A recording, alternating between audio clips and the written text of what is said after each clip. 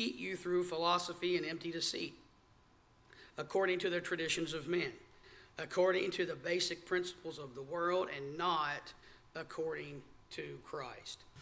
And that's what false teachers do. False teachers are going to point you in the direction of anywhere Christ isn't. Because if you decide to believe in Christ instead of them, they lose. The same thing was happening when Jesus was here. They were not teaching the truth. That's ultimately why he ended up on the cross, is because of people teaching falsely about him. And Paul warns us not to allow anybody to cause us to turn away from Christ, especially through human reasonings. And there are plenty of those that maybe we've gotten caught up in before. There are people who are reasonable people.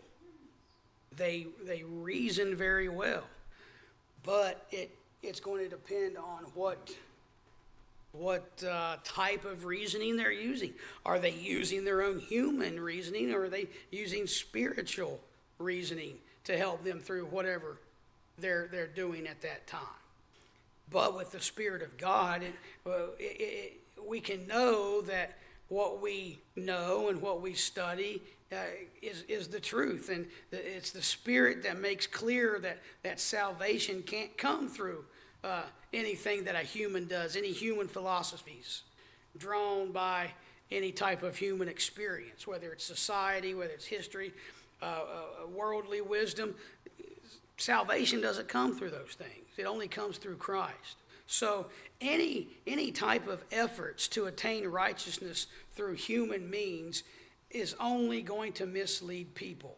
And it's going to deprive them of the true righteousness that is in Jesus and that can be found in Jesus. And that takes us back to the false teachers we see today on TV or on the radio or whatever.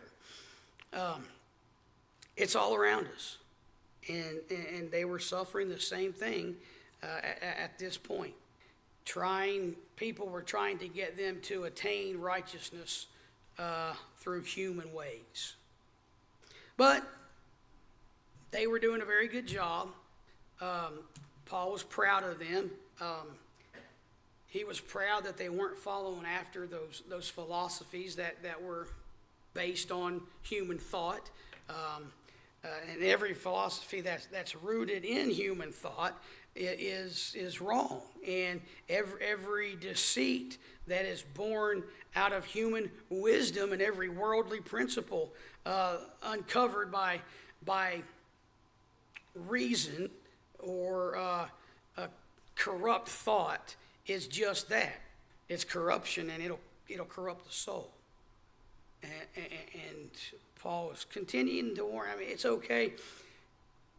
We might think, well, why is Paul telling them all this stuff if they're not doing it? Well, you need to know these things so you don't fall into that. And just like somebody once said, you need to study history so it doesn't repeat itself. And then somebody else said, history always repeats itself. So I don't think we have to study history if it's going to repeat itself anyway.